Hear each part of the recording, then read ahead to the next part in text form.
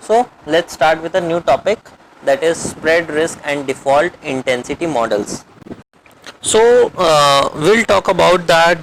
This chapter is mostly concerned with the spread as well as the models, basically to find out the default. Okay, so we have different models and different methods where we can model our default. One of them among is the Bernoulli trial, means there can be a default or no default. Such kind of methods are also there. There can be some hazard rates, probability of default, cumulative probability of default, conditional probability of default, means if something happen then it will cause a default, if this will happen this will cause the default, if this will not happen there will not be the default. So we have conditional default probability as well. As well as we know that if we are taking the risk, which risk? Credit risk. Then obviously we want some return for this risk, and for this return we will charge the higher rate of interest, or we will have the higher amount of spread, means the higher the spread, higher the amount of risk involved. Clear? So our chapter is basically divided into two segments. One is our spread risk and the next segment is our hazard rate. Okay.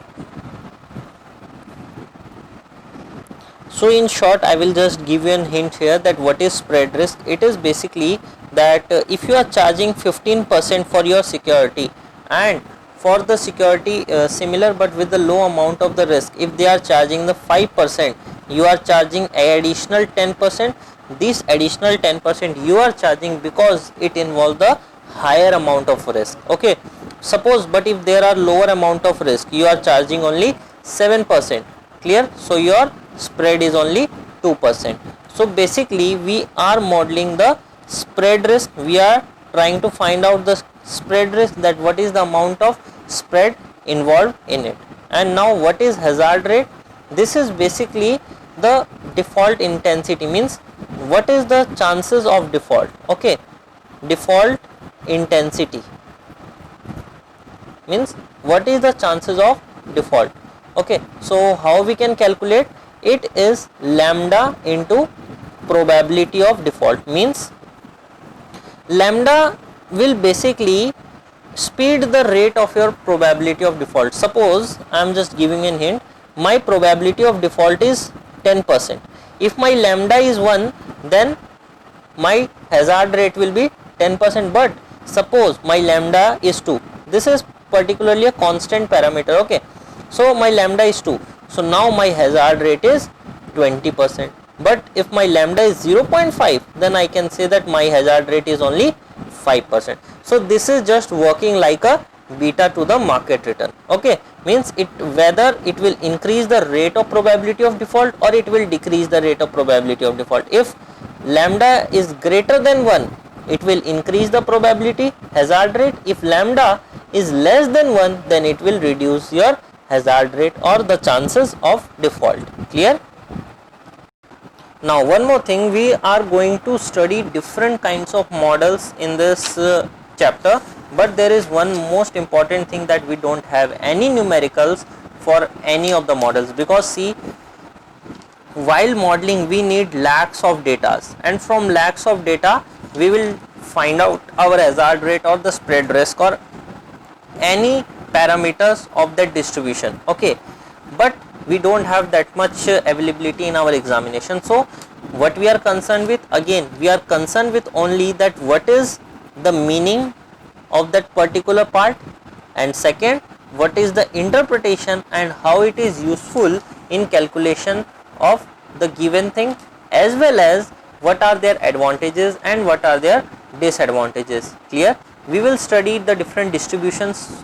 Okay, so in the distribution we will know about their formula, the meaning of each terms, as well as what will be their parameters. Clear?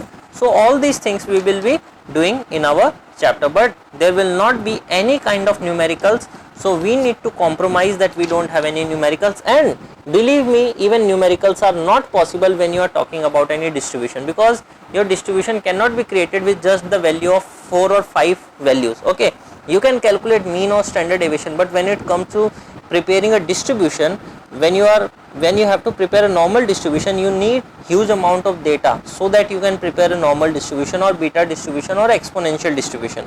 Clear? But yes, I will try my best that you will understand the concept and the logic behind the given stuff. Now, these are the 5 topics that we are going to cover in our spread risk. Number 1 is the way where we can calculate our spread risk, and if one of the spread risk is given, how we can find other spread risk, spread 0 1, binomial distribution and exponential distribution. So we are going to cover these 5 points. Now see, we have 2 securities. One is the corporate bonds, which I am taking corporate bond, and there is one security which is issued by me. They both have the same maturity, okay, and they are giving the rate of interest of 5%. We are giving the rate of interest as 8%. Clear? Now, what is the reason for these difference? See, the maturity is same. We don't want that the rate of interest will cover the fact of time value of money. That's why we have a same maturity. So the difference is the risk premium. Means Reliance Industry is taking the loan at 5%, and when I went to the market and I asked for the loan, I have to pay 8%. Why is the difference of 3%? Because I am more risky as compared to the Reliance Industry. So in that scenario, I have to give additional 3% of interest because I am risky. Clear? We have different kinds of spread measure. Among them, I will explain you the few. First of all, I will take the yield spread. What is that yield spread? It is YTM, means yield to maturity of my bond, means my bond is risky bond, minus YTM of the government bonds, okay, with the same maturity. It is very important that they both have the same maturity. Suppose the YTM is 8% and the YTM of the government bond is 3.5%. So what is the spread? Spread is 4.5%. Next is I spread. Means yes, your YTM is of 8%, okay, but you don't have any bonds of the same maturity. Then what you will do? You will do the interpolation, okay, you will do the interpolation of that government bond, and from that interpolation you will be able to find out that the benchmark rate for that bond is 4.5. means how much higher you are higher by 3.5%. so this 3.5% is for your risk. Clear? There is one more, that is Z spread. Now see, your bond is priced at 92, but the government bond is priced at 98, and its maturity value is 100 and its maturity value is 100. Means government is paying only 2 rupees and you are paying 8 rupees. Clear? Means if I will take this bond and there is some particular rate given, in that rate I will add some amount on every maturity. I will add some particular percentage on every maturity, and then I will take the present value. It will come to 98. Okay, let us understand. I am just giving you an hypothetical example. Like 98 is coming. There are 3 payments. Okay, 98 is coming as X1, X2 and X3. It is 5%, 5% and 5%. Okay, this is for the first year, second year and third year. After doing this, we got the value of 98, but the value of my bond is 92. Means I have to reduce the value, but X1, X2 and X3 are same. So what we can do? We can increase our rate of interest. So I am adding something to each maturity, that is Z. This is the Z rate, and now when I am discounting all the cash flows, I will get 92. So what I have additionally added to my actual rate of interest, that is Z, this is my Z spread, means this is what extra I have to bear. This is some extra I have to bear because I am risky, and because I am risky, my bond is trading at 92 rather than 98. If I won't be risky, if I am better than this 98 bond, then for sure my bond will be trading at 99. Means now I am getting 99, and when I have to pay 100, means there is a difference of only 1. And when it case of 98, today I am getting 98, at the end of the 1 year I have to pay 100, means I have to pay additional 2. Clear? But in case of 92, today I am getting only 92, and at the time of payment I have to give 100, so I am giving extra amount of money, that is 8. But here we are getting the amount of money, not in terms of percentage, because spread is given in percentage. So now we need to find out that percentage amount, that what is the real difference, what is the additional amount of interest which I am paying. So this is all about that different way we have calculated our Z spread. Now we have to see that when we have different maturity rates are available, then we need to find out the rates for the same maturity. Suppose I will be giving you an example. Number 1, suppose the coupon rate available for X, Y, Z, coupon rate available is 6%, and for US Treasury it is 4%. Okay, and the coupons are semi-annual. Now time to maturity if given as same, if time to maturity if given as same, that is 20 years and 20 years. Okay, same maturity. And if you say that yield curve is also given, that is 4%, and it is a flat 4%. So on this information we need to find out the yield spread. Okay, how to find out the yield spread? From this given data we will try to find out that what is the YTM. Here the YTM is 7.25%. okay, and here the YTM will be 4% only. Clear? So what will be my spread? It will be 7.25 minus 4, that is 3.25%. Clear? This YTM will be given to you. But now suppose some twist in the question, that you are given that your bond maturity is 19 years, but US Treasury 19 years bonds are not available. Then in that case what you are going to do? You are going to check that what is the yield for two different maturity lags which are available. Suppose for 18 years it is 3.6%, and for 20 years it is 4%.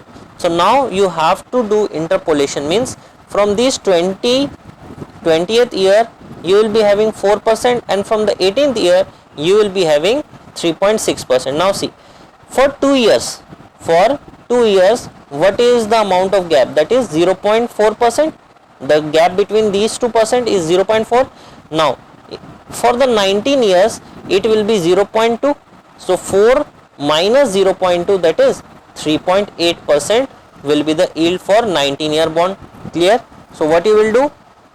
7.25 minus 3.8, and now you can calculate the spread. It will be 3.45%. Clear? Now let's take another question in which we calculate a Z spread. Okay, I will only show you that how it will be calculated, but how much it will be, that we are not covering, because when we have to calculate Z spread it will involve many different kind of valuations. Okay, so I will give you a question. Suppose we have a bond of 1 rupee face value, and now it is trading at 6% discount, means now it is trading at 94 paisa. Clear? As well as it is giving us a coupon of 8%, that is semi annually. Next important point is maturity. It is given as 10 years. clear, and at the end there will be a payment of 1 rupee, clear. So we need to find out the present value, that is 94 paisa, but the current rate of interest which is prevailing in the market is 9.6%. Okay, but our bond is obviously not trading at 9.6%. It is somewhat above the 9.6% because my bond is risky as compared to the bond of this rate, clear. So what is the additional Z spread that is for the risk I am including to the rate of interest, so that the present value of all the futures cash flow are coming to 0.94, means see 0.94 will equal to, there will be 20 cash flows, 20 cash flow of coupons, and there will be 1 cash flow of face value, that is of 1. So we need to find out the present value of all the cash flow, clear. Now suppose what will be the cash flow? The cash flow will be 0.04, okay, because the rate of coupon is 8 paisa from 1 rupee. So what is the amount of 1 coupon? It will be 0.04. It will be added for 20 terms. It will be added for 20 terms. So rather than taking 0.04, 0.04, 0.04 20 times, we can simplify the process. How is it possible? Okay, 0.04 will be multiplied to our sum, that is e to the power minus, what is the current rate? 9.6%, that is 0.096, and z will be added to it, clear, and that will be multiplied with 0.5 into I. Now here I is equals to 1 means I will start from 1 and I will move till 20, means this number will be calculated 20 times, means what will be the first value? This, in this way we will calculate it 20 times, means 0.04 into e to the power minus 0.096 plus what will be the z into, for the first it will be 0.5, means 0.5 shows the half yearly, clear. Now for the end of the first year there will come the next coupon. So what will be the present value? 0.096 plus z. Now 0.5 into I will become 2, because now it's 1, now it's 2, so 0.5 into 2 it will become 1. Now the third coupon, 0.05 into e to the power minus 0.096 plus z. Now it will be 0.5 into 3, because I am into the third coupon, so it will be 1.5. Similarly we have to do it 20 times, clear. And what will be my last amount? Clear. Last amount it will be of, for 1 into e to the power minus 0.096 plus z. What will be multiplied? We will multiply 10. Why? Because of 10 years. Clear? Got the idea? And all the value will be multiplied and it will be equated with 0.94. And now we have only one variable which is unknown, that is z. So computer will be able to give you the value of z, that what is the value of z, and that z is your credit spread, means the additional amount of interest that you are paying for your risk, clear. So here we have completed some basic knowledge about the spread means risk, clear. The difference in rate equals to the spread, and the difference in rate is because of the risk premium, clear. Suppose there is one example that now Reliance Industry is giving loan. He give loan to Ram, Shyam and Mahesh. For Ram, Reliance Industry charged 7%, from charge he charged 7.5, and from Mahesh he charged 5%. Because of that Mahesh is not risky, he charged 5%. Shyam is very risky, he charged additional 2.5%. So this 2.5% is basically a spread from Shyam, basically a risk premium for Reliance, because he is giving loan to Shyam, and there is a 2% risk premium because he is giving loan to Ram. Clear? So our point number 1 and point number 2 completed. Let's come to point number 3, spread 0-1. Give the heading spread 0-1.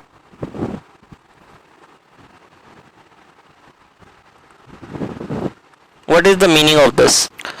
Okay, I will first of all remind you a small concept, that is DV01.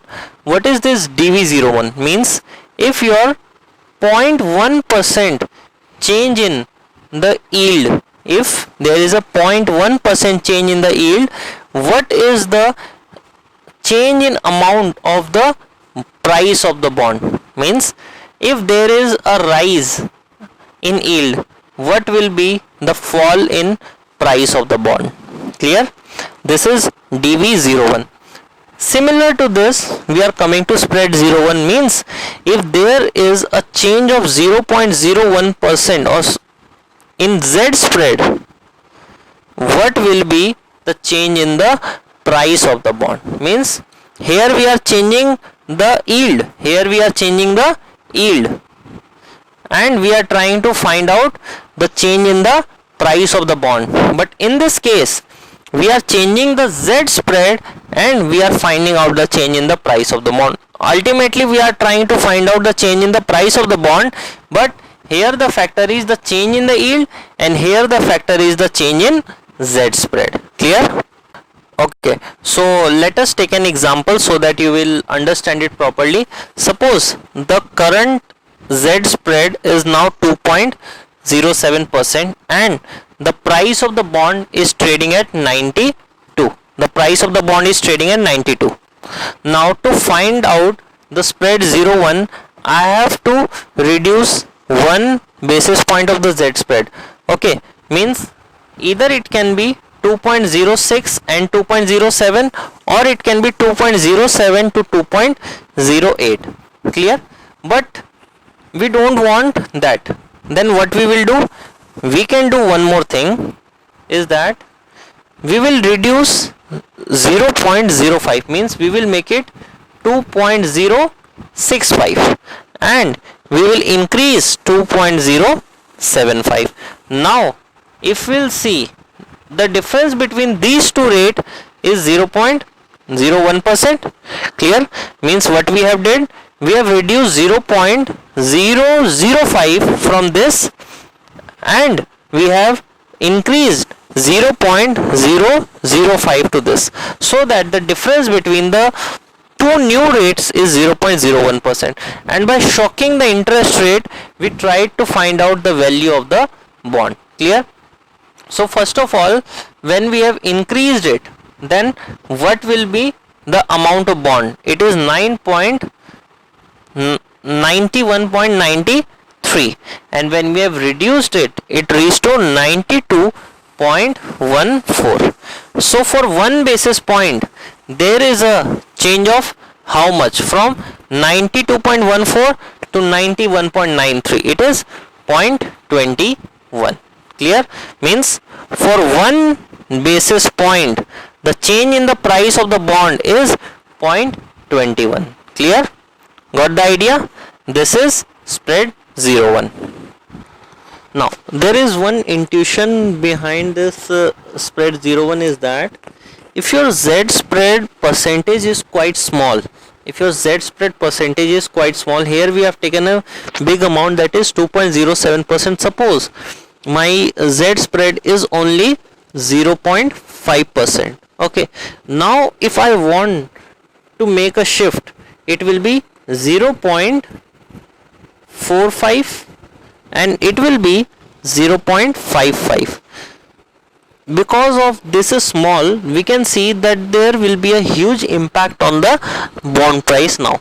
Because see, if it will be suppose 3%, then it will be only 3.05%, and it will be only 2.95%, and it will be 3.05%, 0.05%. So the gap is only 0.10%, or we can reduce it more.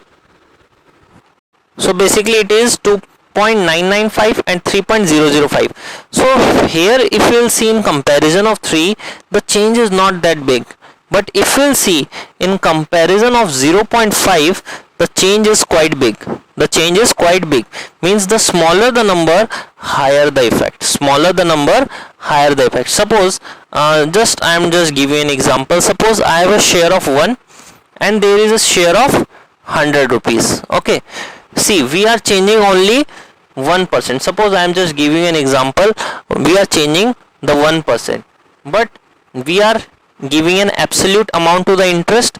So if I will add 1 to it, and if I will add 1 to it, the change will be 100%, and here the change is only 1%. So if our Z spread is small, and if we'll try to do some shifting with the original Z spread which is low, the effect on the price of the bond will be quite huge. Clear? Because see, here is the percentage amount and I am adding the percentage amount to it. Clear? Similarly, here is the rupee amount and I am adding some rupee amount to it, the amount will be 2. But if I am adding the same amount, because see, in this scenario also I am adding 0.01, and in this scenario I am adding 0.01. If same amount is added to 0.5 and same amount is added to 3, the higher effect will be seen on this side. Clear? Similarly, if you will add 1 to 1 rupee, you will find out 2, and if you will add 1 rupee to 100, you will find out only 1. Clear? So this is the difference, that you have your money increased by 100% and your money is increased only by 1%. Clear? So that's the intuition. If our Z spread is lower, its impact on the bond price will be higher. So we can conclude that the spread exhibit convexity. Okay? Spread exhibit convexity. When it's lower, it will show the higher change in amount, and when it's high, it show lower change in amount. Clear? So we have completed part 3 as well. Let's move to our 2 distribution, that is the binomial distribution and exponential distribution. Now see, binomial distribution, it gives us only 2 information, means whether you can success or you can fail. When I am saying success, it means no default, and when I am saying fail, in our terms it means default, means I am giving loan to Reliance Industry. So there can be 2 chances, that the Reliance Industry will not default or the Reliance Industry will default. So when we have only 2 chances, that whether you can win or you can lose, then in that scenario we will use a binomial distribution, because there are only 2 outcomes, whether you can fail the exam or you can pass the exam. There is nothing in between that. Clear? So the probability of default, we are taking it as pi, and the probability of no default will be 1 minus pi, but this is for a particular period of time. Clear? Now what will be my mean and variance of this Bernoulli distribution?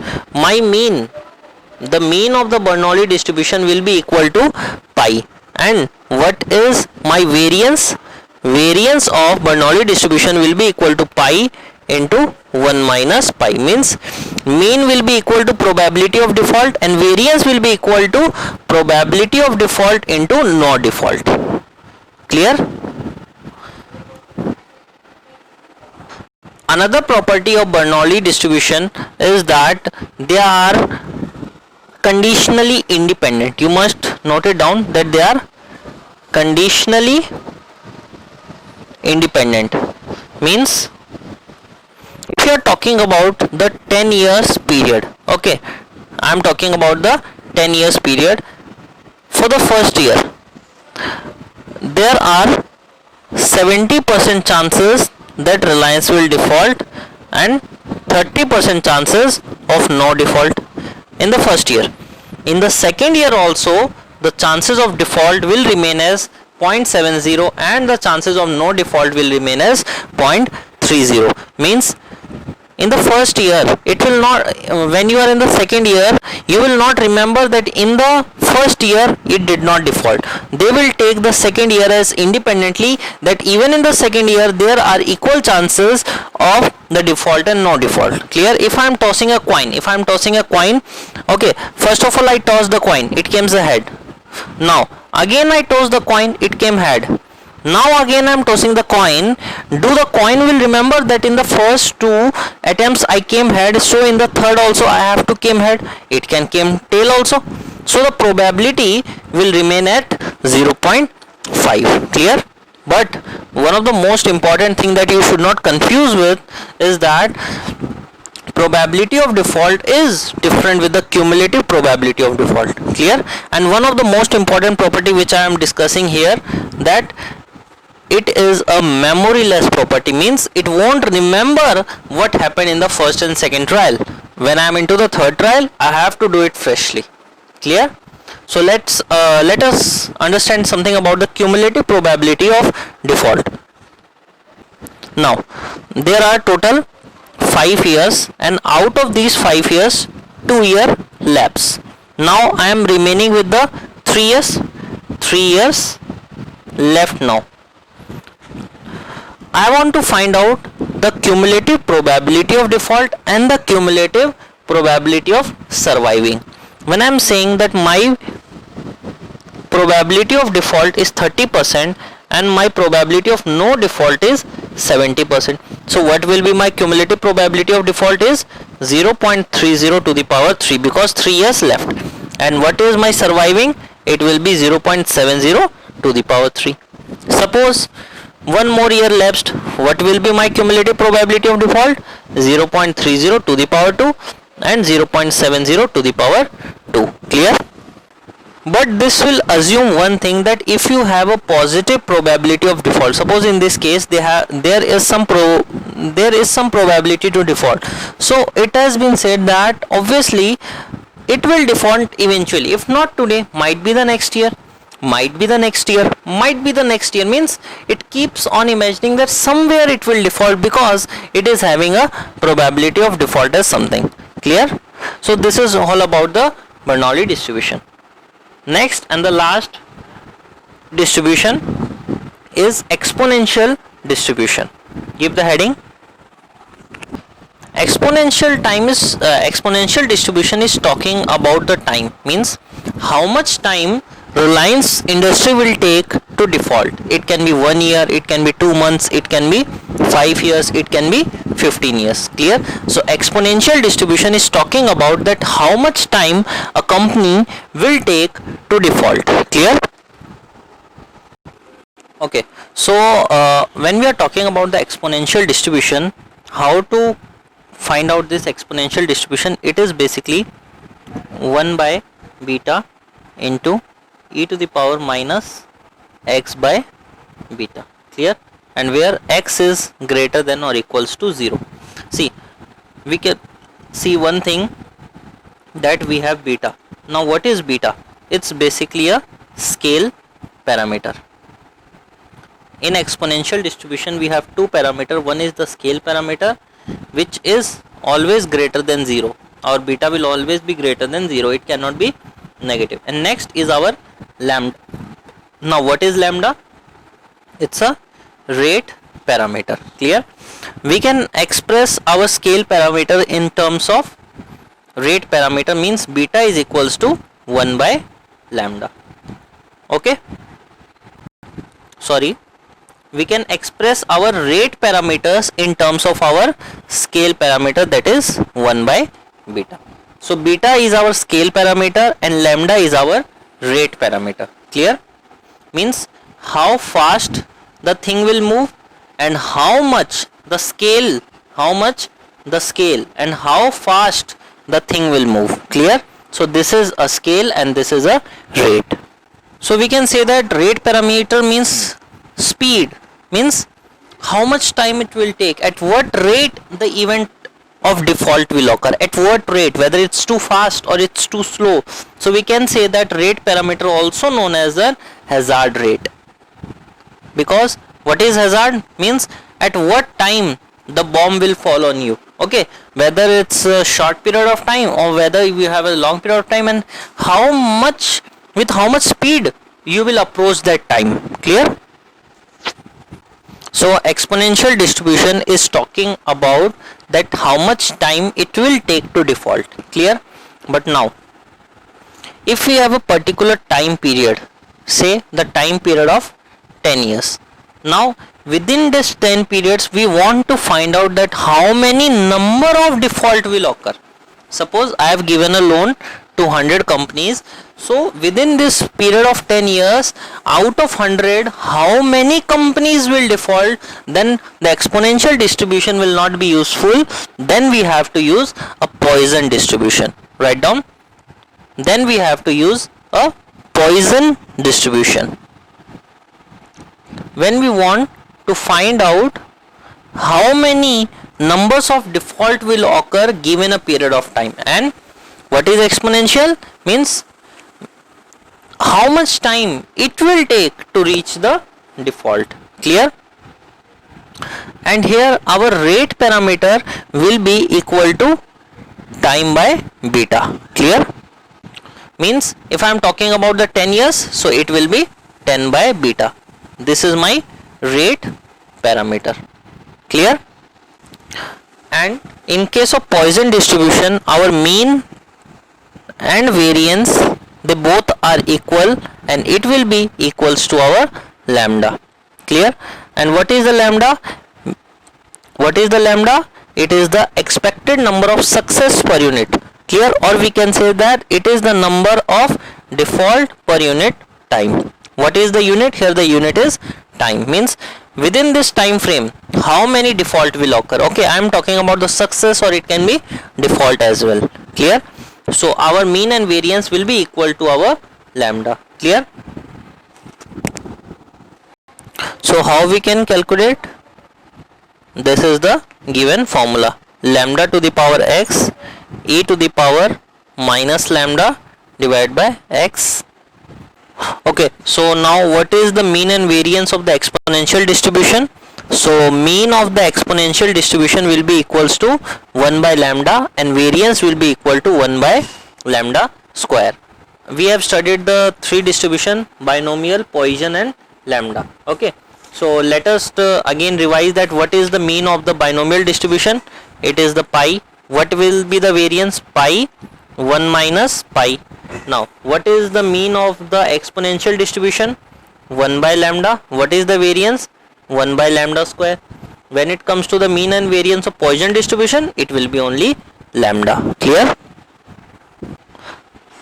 So in the part 1 we have completed our spread risk, all the 5 parts. Okay, so we end this lecture here. In the next lecture we will try to complete our hazard rate. It is quite complicated and bit theoretical with lots of formulas. Means there are no derivation for the formulas, no numericals for the formula, but only the thing is that the formula is given and we need to find out the meaning and the interpretation of those formulas. Okay, so thank you.